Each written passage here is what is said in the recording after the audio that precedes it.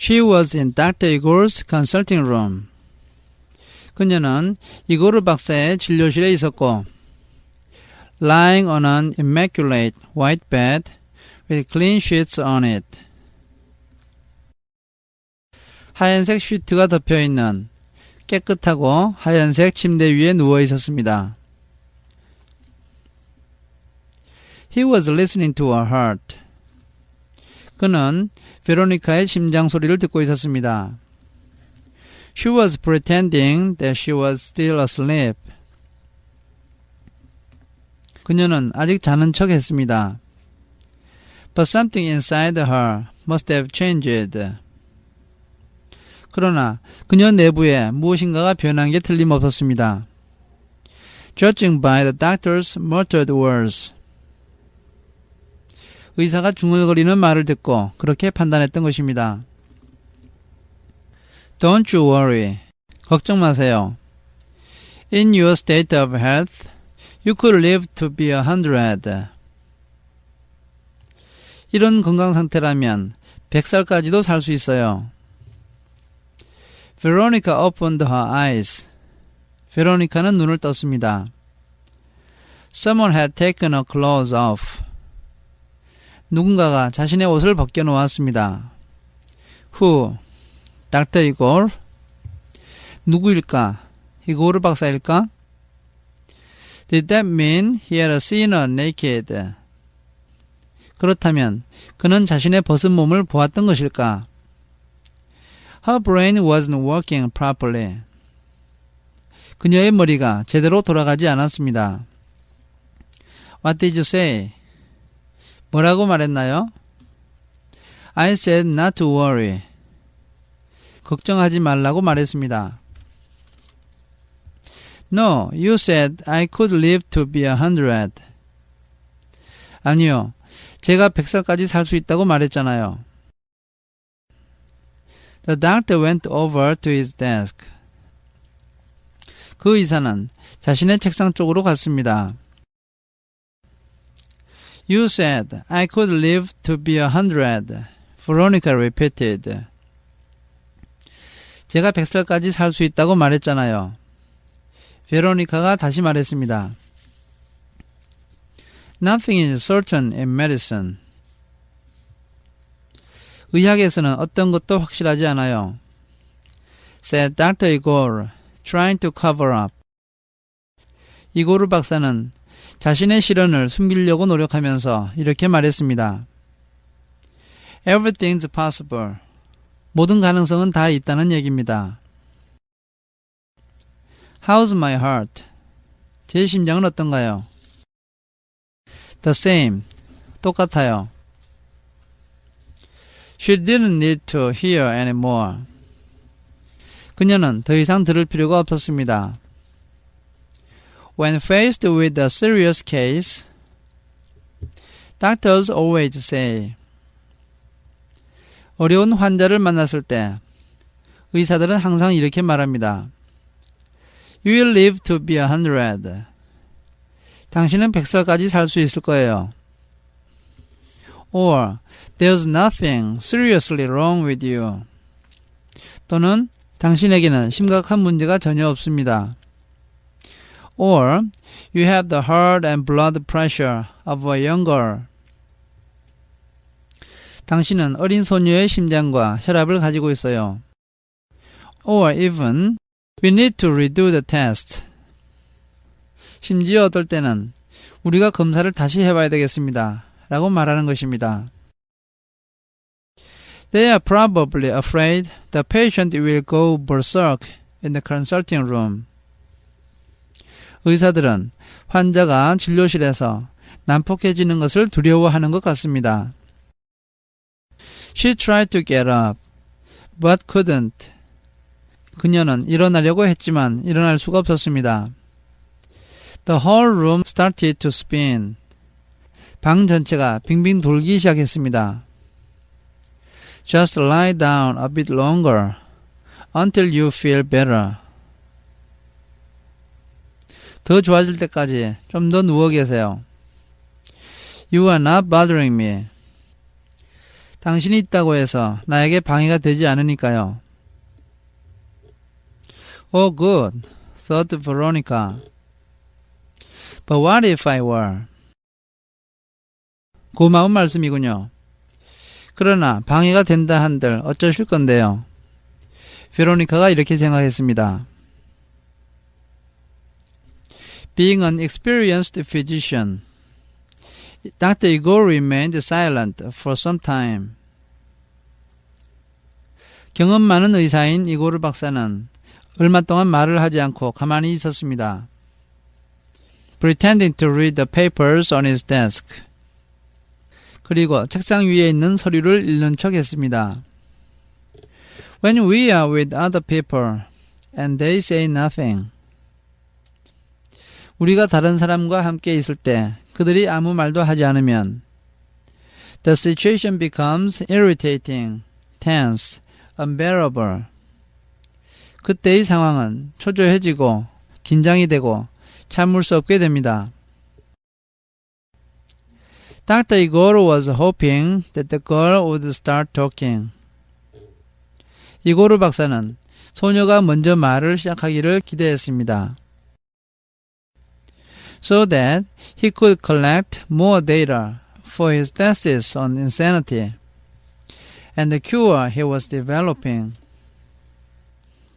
그래서 광기에 대한 그의 논문과 그가 개발하고 있는 치료약을 위해서 더 많은 자료를 얻기를 원했습니다. But Veronica didn't say a word. 그러나 베로니카는 한마디도 하지 않았습니다. She may still be suffering from a high level of vitriol poisoning, thought Dr. Igor. 그녀는 아직도 높은 수준의 비트리올 중독으로 고통을 겪고 있어. 이고르 박사는 이렇게 생각했습니다. And decided to break the silence. 그리고 자신이 침묵을 깨기로 결정했습니다. Which was becoming tense, irritating, unbearable. 그 상황이 긴장이 되고 초조해지고 참을 수 없게 되었기 때문입니다. So, you like to play the piano. 피아노 치는 것을 좋아하시는군요. He said, trying to sound as nonchalant as possible. 이고르 박사는 가능한 한 무관심하게 들리도록 애쓰면서 이렇게 말했습니다. And the lunatics enjoy it too. 정신병자들도 피아노는 좋아하지요. Yesterday, there was a guy listening who was utterly transfixed. 어제 한 남자가 꼼짝하지 않고 서서 피아노를 듣고 있었습니다. Yes, Edward. 맞아요, 에드와르드지요. He mentioned to someone how much he'd enjoyed it. 그는 그 피아노 소리가 얼마나 좋았는지 다른 사람에게 이야기했습니다. Who knows? He might start eating normally again. 누가 알겠습니까? 그가 다시 정상적으로 식사를 할 수 있을지. A schizophrenic liking music. 정신분열증 환자가 음악을 좋아한다고요? And he mentioned it to someone else. 그가 그 이야기를 다른 사람에게 했다고요? Yes, and I imagine you have no idea what you are talking about. 그랬습니다. 그렇지만 내 생각에 당신은 당신이 하고 있는 말에 대해서 아무것도 알지 못할 겁니다. That doctor, who looked more like a patient, with his dyed black hair, was right. 그 의사는 생김새가 환자에 더 가까웠고 머리는 검정색으로 염색을 해놓았는데 그의 말이 옳았습니다. Veronica had often heard the word schizophrenic. 베로니카는 정신분열증이라는 말을 자주 들어보았지만 but she had no idea what it meant. 그것이 무엇인지는 전혀 몰랐습니다. Is there a cure then? 치료약은 있나요? she asked, hoping to find out more about schizophrenics. 그녀는 정신분열증 환자에 대해서 더 많은 것을 알아내려고 이렇게 물었습니다. It can be controlled. 조절할 수는 있지요. We still don't really know what goes on in the world of insanity. 우리는 아직도 광기의 세계에서 무슨 일이 일어나고 있는지 알지 못합니다. Everything's still so new. 모든 연구가 아직은 초기 단계지요. And the treatments change every decade or so. 치료법도 10년마다 바뀝니다. A schizophrenic is a person who already has a natural tendency to absent himself from this world. 정신분열증 환자는 이미 선천적으로 이 세상에서 자신의 존재를 없애버리려고 노력하는 사람입니다. Until some factor, sometimes serious, sometimes superficial, depending on the individual circumstances. 어떤 요인이 개인의 상황에 따라서 심각할 때도 있고 피상적일 때도 있는데 forces him to create his own reality. 그 요인이 그가 자신만의 현실을 만들도록 강요합니다. It can develop into a state of complete alienation. 그것이 발달해서 완전한 소외의 상태가 되고 what we call catatonia. 그것을 우리는 카타토니아라고 부르지요. But people do occasionally recover. 그러나 사람들은 때때로 회복이 되고 at least enough to allow the patient to work and lead a near normal life. 적어도 환자가 직장에 복귀하고 정상에 가까운 삶을 살 수 있게 됩니다. It all depends on one thing, environment. 이 모든 것이 한 가지 요인에 달려있는데 바로 환경입니다. You say they create their own reality, said Veronica. 그 사람들은 자신만의 현실을 만든다고 말씀하셨는데요. But what is reality?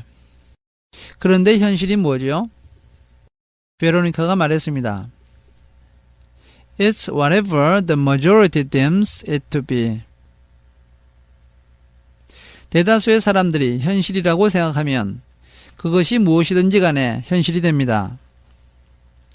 It's not necessarily the best or the most logical. 최선일 필요도 없고 가장 논리적일 필요도 없습니다.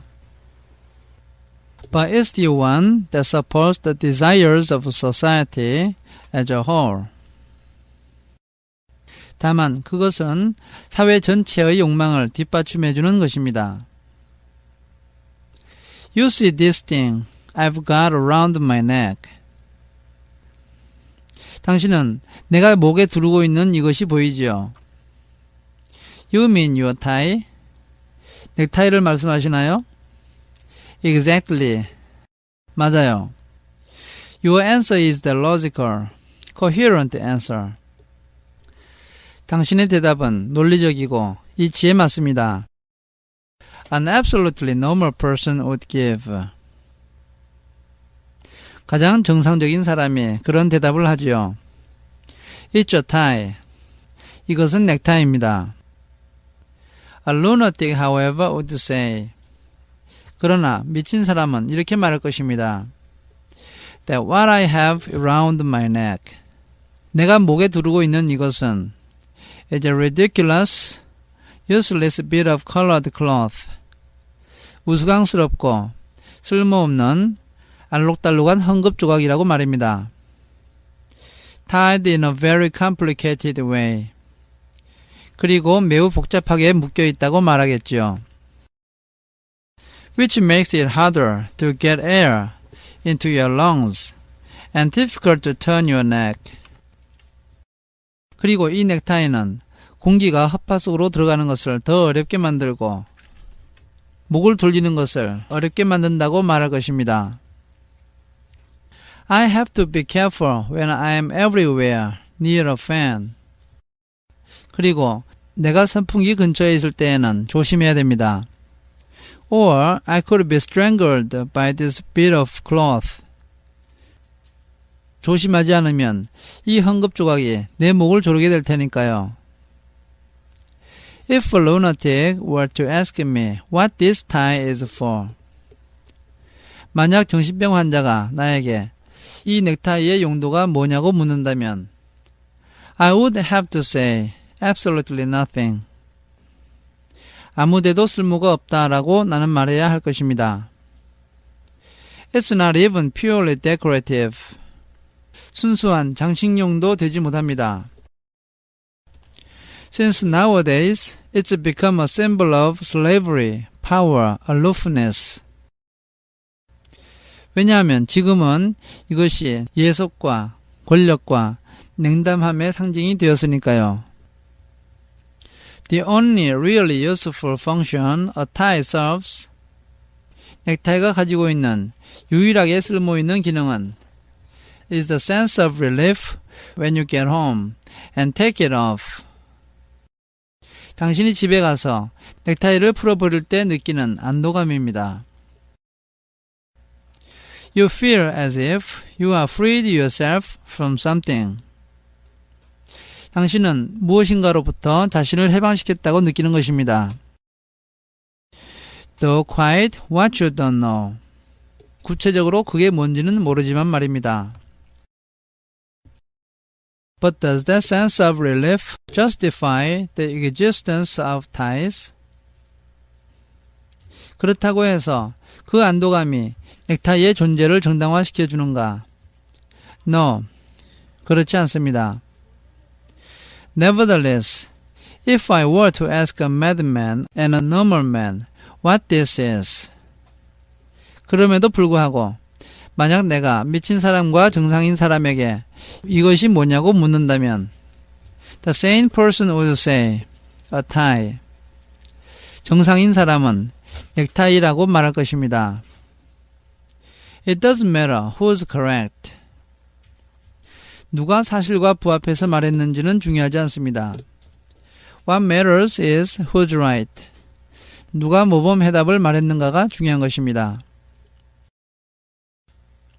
So just because I gave the right name to a bit of colored cloth, 그렇다면 나는 그 알록달록한 헝겊 조각에 올바른 이름을 말했기 때문에 You conclude that I am not mad. 선생님은 제가 미치지 않았다고 결론 내리시는 거군요. No, you are not mad, thought Dr. Igor. 그래, 너는 미치지 않았어. 이고르 박사가 생각했습니다. Who was an authority on the subject? 이고르 박사는 이 분야의 권위자였고 with various diplomas hanging on the walls of his consulting room. 그리고 많은 졸업 증서들이 그의 진료실 벽에 걸려 있었습니다. Attempting to take your own life was something proper to a human being.